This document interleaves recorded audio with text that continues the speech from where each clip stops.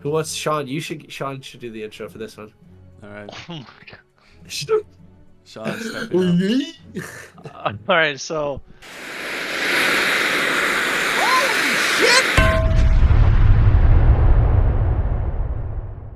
All right, Sean. I'm not doing a Go ahead, Sean. 5-minute intro about why our videos are fine. No. I'm just kidding. Yo, that is the intro right All there. right. Welcome back. Yeah, that's the Sean. intro right there. Good job, Sean. Top 10 Sean, underappreciated Sean. abilities. We did tier lists. They're generic content form. Now we're doing top 10s. What can I say? Yeah. Seems like the next valid sec. Next, we're doing reacts, and we're gonna film ourselves reacting. And then the Fine Brothers will sue us. Yeah. So, today we're going through the top 10 underappreciated abilities. What does an underappreciated ability exactly mean? It means that these abilities go later in the draft than they should, and we frankly find them better than the majority of the people that we play with. I think that sums it up, boys. Yeah, that's a good description. Yeah, it's basically everything. We check to make sure none of these abilities have too high of pick rates on winrun.io, so these are all, in the statistical world, not that appreciated, but we value them obviously a little bit higher than the stats show. Obviously, if people watch the tier list, they know that we've ranked some abilities a little bit jank, according to some people, but this is just an extension of that. What abilities, maybe this might explain a little bit deeper of why some of those abilities are ranked a little bit higher. Yeah, it's true, and I think we can honestly say that we were not expecting people to care or watch what we made, so the fact that we have contention in the comments is welcome, but this is all our opinion, and as such, you can take that with as much as you value our opinion. A big red flashing opinion appears on screen. Just this is our personal opinion.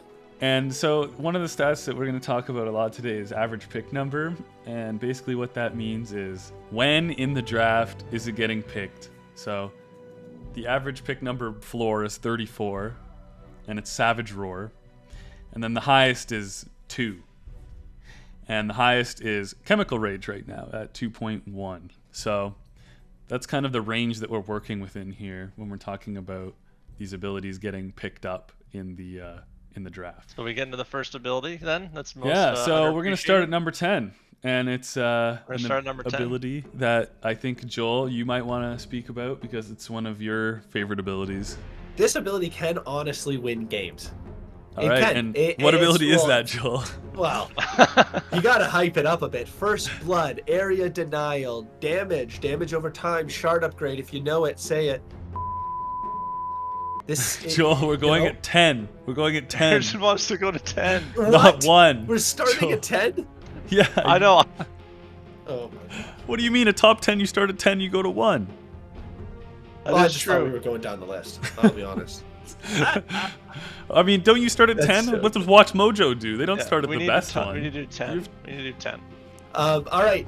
If you know it, say it. Leech Seed. It's got a good slow damage over time, heal over time as well. Definitely a lot of advantages. And I would say it's mostly a laning spell. So it's currently picked 32.14 average pick number. Very, very late. Almost unpicked in some games. It does have impact, 26% slow at max, 60 damage. 650 radius is massive, only 400 cast range. It is one of those spells, though, and I'll admit this, that if you don't put a lot of levels into it, its use is very minimal in the late game. Unfortunately, it feels like one of the abilities that you have to put a couple extra points in to get the better slow or the better, damage/heal in the lane. You probably want to put a lot of points in it if you're using it to win the lane. Correct. And what do you pair it with normally? If you want to pair it with a ranged hero, pair it with a melee, or is it just good at securing the lane regardless? It's good at securing the lane regardless, but I think it works slightly better on a melee. Maybe like an Agi melee core in your lane. You're playing like a pause 5 with a Leech Seed. Yeah, it's good for that. I think people underestimate. People underestimate how laning is important in winning the game. The first couple waves can really decide a game sometimes, which is weird to say. Yeah. And I think Leech Seed gets you through those first couple waves. Pretty good description of what Leech Seed does. Yeah, the tree Yeah, planting that is is crazy. interesting. Trina. Yeah, let's move on to Yeah. number 9. All right, number 9, Wave of Terror. I personally like this spell on a core hero, pause 1. Got the negative armor, which is always nice. Got that extra physical damage. 6 armor reduction at max. The damage is pretty small. There's 120 damage at max, but you can still secure a range creep with it in lane if you really do a good cast with it. Also costs 40 mana. I like that a lot. Very low mana cost. Really affordable. Late game, 25% attack damage reduction. You throw it across the team fight, last 8 seconds on the enemy team, reducing that damage. It's pretty solid. It's good vision too. I like the vision part of it a lot. Yeah, 4 seconds of vision along the length of the Wave of Terror. Now, I don't know what else. Windrun right here says its pick rate is 32.33. So again, it's pretty underappreciated in terms of its pick rate. I find that crazy that it's that low. It's Good just for farming too. not big enough damage. I guess people don't take it. You would love to take this on Avenge, on like the 3rd or even 4th pick when people are sleeping. You pick up the Venge, and then you get that level 15 talent for extra negative armor. It's actually kind of crazy. And the 20 talent. Wave of That's Terror true. steals 20% of reduced damage. The thing is too, is if you already have something that reduces armor, if you get a Wave of Terror on top of that, then it just goes pretty crazy. Like stacking armor reduction abilities is one of those things that is good because you can't do that on a normal hero. Like a normal hero will have one armor reduction thing like per their kit. Usually it's hard to get multiple sources of armor reduction out in a game. So that's just something to keep in mind if you're going a physical damage build already as well. All right, do you think that sums it up? Yeah, I think that that's sums good. up Wave of Terror. Number 8 is Solar Guardian. I find this spell works really well, especially if you're in like a call with some friends playing, and you can call for it whenever they need it. It can really just turn around engagements, heal up your teammates, also come in, stun the enemy at the same time. I would say It's annoying when it's not on your team, and well, it's honestly the spell's almost annoying when you play AD because you always have to remember, is this ours or theirs? Because That's true. obviously in AD it's not theirs. We played half a game, and every time it came down, all of us ran out of it, and it was ours. It was a friendly one, and I remember that. It's like 18 minutes into the game, and they drop it mid under 3 of us, and we all run out of it, and it was a friendly. And it's like, oh, that's good interaction. And the stun pierces BKB, which is also very relevant. Definitely. Any BKB piercing stun goes up. Has a good Ags upgrade. It's basically like an anti-team fight spell, so it's really good against the HWP stack because we love going team fight. So if you draft Solar Guardian, we'll probably lose the game against you. We love overcommitting for kills. It's also good against that. Yeah, if you're getting dove by the enemy team and then your ally pops a Solar Guardian and you just turn it around. Yeah. Well, global abilities, the value just goes through the roof, right? Yeah, because So- any place, any time, you can literally just use it. Yeah, that's a thing you can kind of draft for, actually, if you have someone on your team who has Shadow Step or Teleport or Thunder God's Wrath. Then something like Solar Guardian kind of synergizes with this global strat that you can assemble. Another one's like Wrath of Nature. It's a fun spell too. It's a lot of impact, and then the pick rate is quite low. It's 28.93, so a lot of people aren't picking up Solar Guardian. Put it in perspective. That's a crime. Arena of Blood is 28.99, so it's quite comparable to Arena. But I would argue Solar Guardian is one of those spells that scales better than Arena because of the Ags upgrade. What do you guys think? Yeah, I think it definitely is better scaling, and just I think better in general, honestly. Yeah, I would just probably because the argue the global. same. Just the global presence. Yeah. And it benefits your team and hurts the enemy. It's just like such a good utility spell. I'd say definitely higher ceiling than Arena. Arena might have a slightly lower floor. If you were worse at the game, Arena is probably a lot easier for you than like accidentally committing with your Solar Guardian and dying or just not using it. Things like that. I feel like it definitely has a higher impact late game than Arena. Also, real quick, it's also flexible. You can have it on like an off-lane build or a support build. It's possible to do either. Yeah. Which is When do also you nice. think is like a good time to pick it? Because I think a lot of people would last pick Solar Guardian, and I think that's correct. Like I think you basically pick it after they've already picked all their team fight. Like they pick RP or Ravage or Golem, Chaotic Offering, and then you go, oh, okay, so they have 3 team fight ults. I'll pick Solar Guardian. Yeah. Yeah, it's like a Yeah, third pick. Or if you can also identify like the same kind of, like if the enemy's trying to play like a bursty hard committing lineup that wants to kill people fast, this is a good spell to just kind of keep somebody up. It's What else? notably I don't know. countered It's also by- good if you have AoE ults on your team and you're like, you That's pop true. an RP on the enemies Like and then all the stack it on moves. top. Mhm. It's also good for that. It's countered by Yeah. Spiky. Oh. I just want to say that. Countered by Spiky Yeah. Carapace, maybe even global if you want to really Global. get it. Yeah. That'll that's ruin your game. pretty I think good that's summary. enough on. I think Yeah, enough that's a on pretty Sword good Guardian. summary. There's Yeah. some really good points there, and obviously little underrated on windrun.io.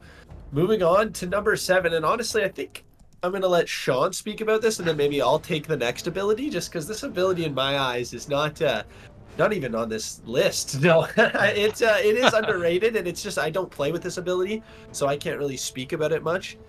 So I'll let Sean take it. That ability is Whirling Axe's range. Sean, what do you have to say about that? Why is it on the list? I'd say it's on the list. First of all, you can pick this usually last pick, and it's just good in lane. Like you get it on a probably a ranged core hero. Secure range creeps, decent movement slow, 40%. You probably don't want to max this spell and just get like 1 value point. It's usually enough because you'll probably have other passives or other abilities you want to upgrade. Yeah, it has low mana cost, right? Yeah, 60 mana, 9-second cooldown. Another factor is it has the eggs upgrade, so if you're already buying eggs, it's like a little extra bonus. You get to dispel enemies. Yeah, you can like Also dispel reduces- overpower. Yeah, dispel, overpower, bloodlust. 4-second cooldown and 30 mana cost with the eggs too. And yeah, its pick rate is pretty darn low. It's 32.74. That's basically Basically unpicked. unpicked. Yeah. So it is very underappreciated. That's why it's on the list. Yeah, it's never something you want to take early, but if you can last pick Whirling Axes, it's honestly usually worth taking over something else that doesn't scale with an eggs. Yeah, I was gonna say, if you have an eggs build and you have 3 abilities, maybe 2 abilities that have egg upgrades, you're going first, second item eggs, and this is like one of the only last pick options. You're actually not too upset. You're not like, because you're gonna get at least some scaling when you get that eggs.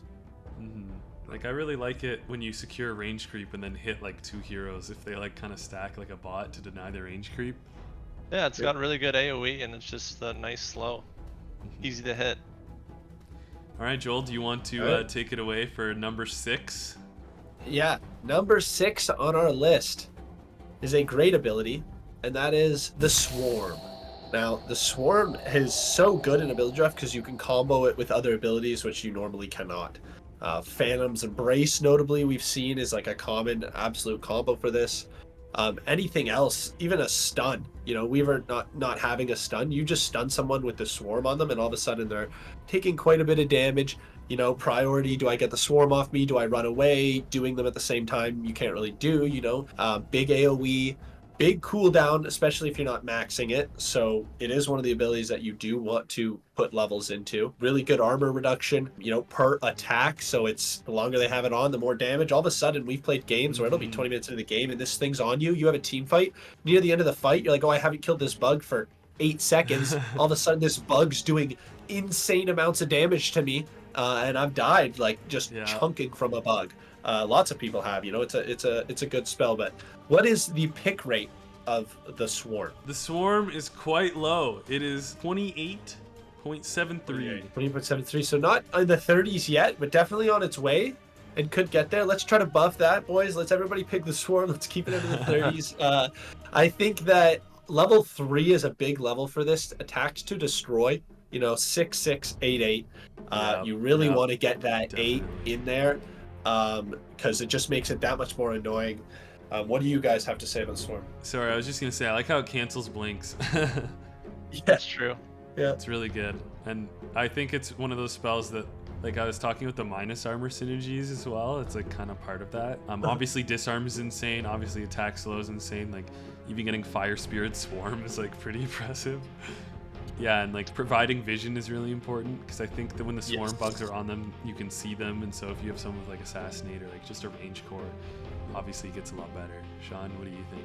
If I were to throw out one drawback to this spell is the cooldown. All of these abilities that we're mentioning so far, I think you're never going to pick these earlier than 3rd or 4th pick. I just want to throw a disclaimer out there. Almost all the abilities in this list are probably, once we get into the top 5, some of them might be exceptions. You could pick 2nd. On the Swarm, though, I think that's pretty well covered it. You know, this spell, a lot has to do with how you use it. You know, where you're throwing it, which way. Like Harrison said, the vision is actually super important.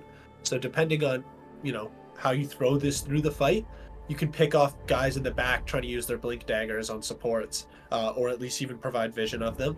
And in that way, it's almost like a track. You know, it can track them for a bit. It's just an overall annoying spell to deal with.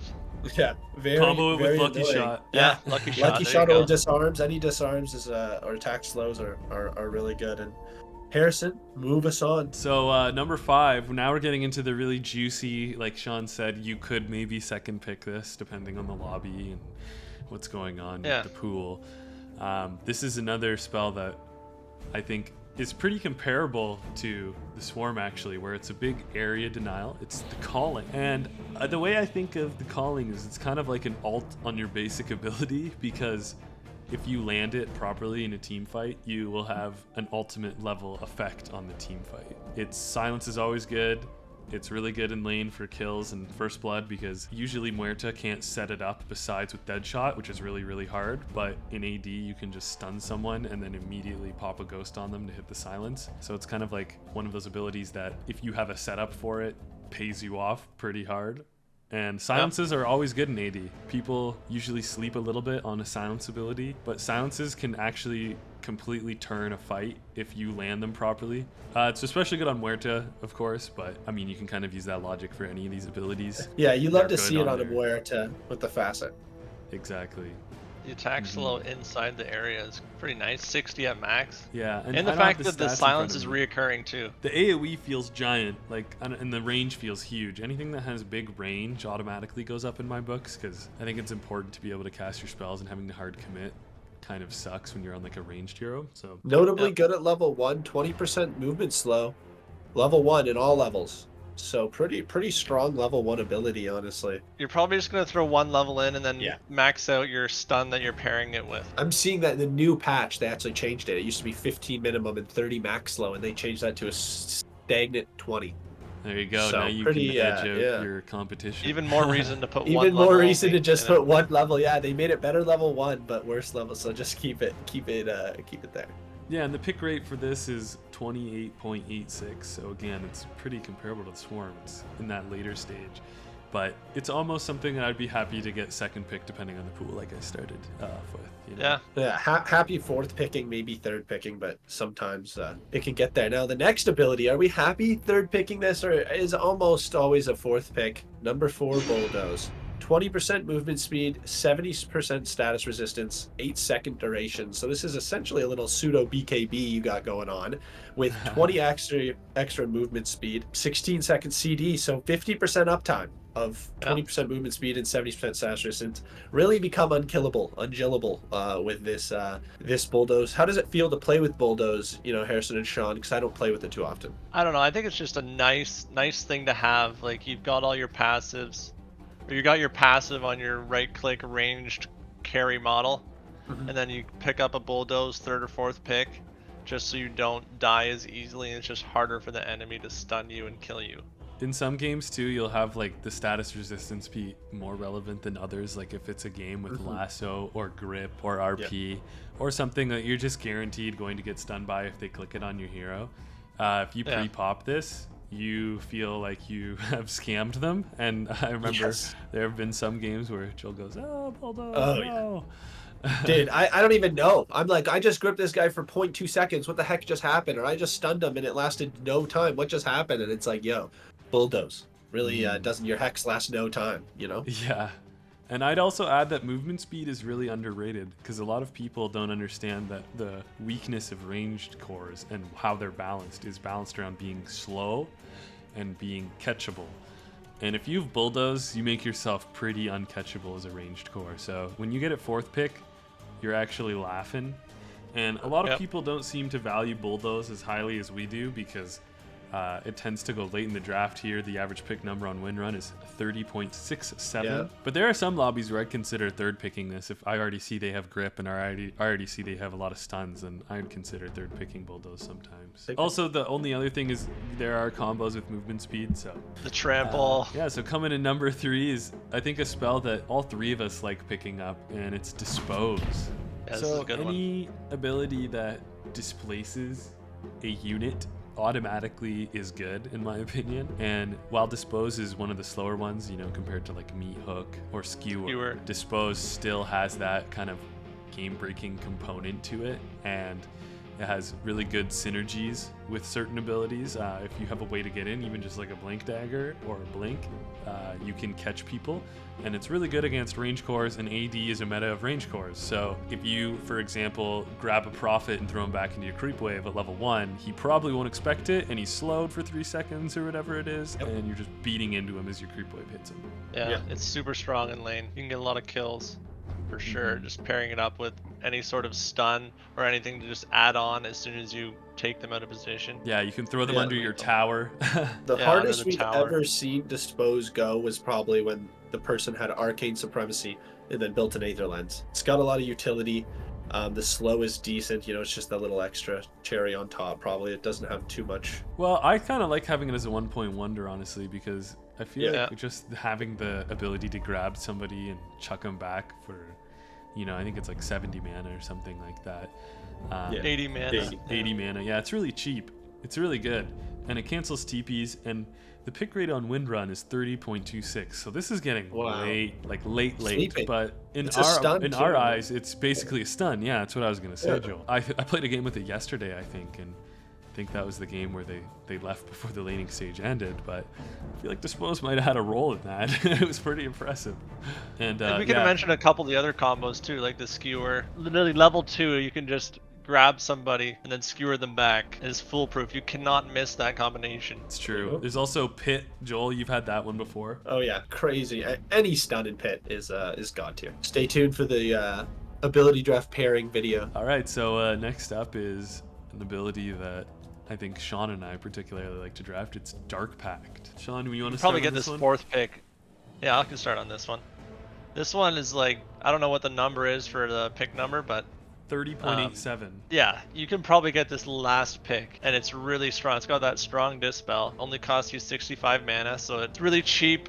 6-second cooldown. You're probably mainly going to get this to try and get yourself out of some hard disables that the enemy team has. So if you're seeing some hard disables like a shackle or something that's a long stun, you want to pick this up.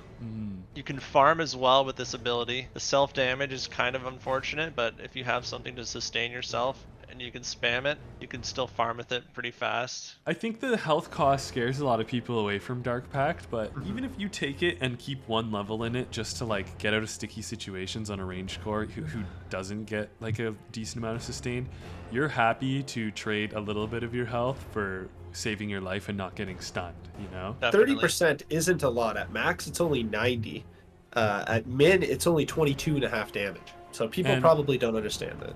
It's arguably one of those abilities that should be picked higher, because in low stun lobbies in particular, it can make your hero basically immune. We've had a few cursed games recently where there's no stuns, and I mean, if we had a Dark Pact, then you'd basically be purging off anything they threw at you. It also does have a couple synergies, like with Napalm and Aftershock, because it's one of those spammy abilities. There's not really any other... What's the pick rate of Dark Pact?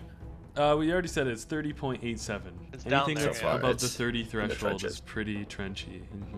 All right, Joel, do you want to introduce our number one? Yeah, well, I gotta intro it now. We left all the listeners hanging there. Now they're just tuned in to hear the number one underrated Dota 2 ability draft. You should be picking this in your lobbies. You know, wins games, has a shard upgrade. You know it, you love it. Ice Shards. It's just such a good ability. Love Demax's ability to just get a really long-standing barrier that can just isolate misplaced enemies. If you're good with it, you know, you can misplace yourself off a cliff. You can do so much. The damage is actually pretty notable, and especially with shards, when you have that deep cone, it can just combo with so many things. Obviously, AD, you get to pick your abilities. getting a stun and an ice shards is just so much denial. It's so good. But what's the pick rate, Harrison? The pick rate is 26.27. It's the highest today, but it's under 20, it's under 25, or I said above 25. It's not picked nearly as much as we think the community needs to be picking this. And honestly, it could have a little bit with what the boys mentioned, Harrison mentioned earlier about, people don't want to miss this. We've seen some people get very upset when you decide to take a skill shot and, you're just, you queued up for a Dota 2 game after work and you're excited to play with your friends and you throw that skill shot when the game starts. And I feel like some people don't want to pick this ability because they don't want to miss it and get tipped and get embarrassed. But what's some of the reasons why you guys think that it's the most underrated ability on this list?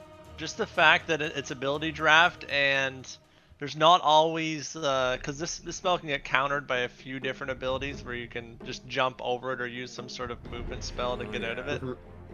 But especially in lobbies when there's none of those available, this is when the ice shards really shines. I personally, my main reason for having in the list is just the early potential for kills. Yep, just same. Walking around and just trapping people they cannot run.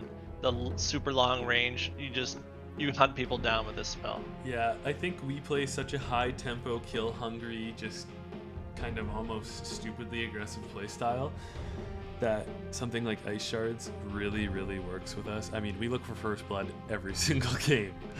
And ice shards is first blood the ability. Like, unironically, we go every single game for first blood. That's another very good if you're against the HWP stack. Yeah. I think ice shards also has this weird status of being sometimes better than a stun, where you can trap somebody and you can use it to save yourself, and you can use it to basically outplay your opponents. Like, the outplay potential is so high that I think sometimes, and this is controversial, but I think sometimes you can first pick an ice shards and feel happy about it.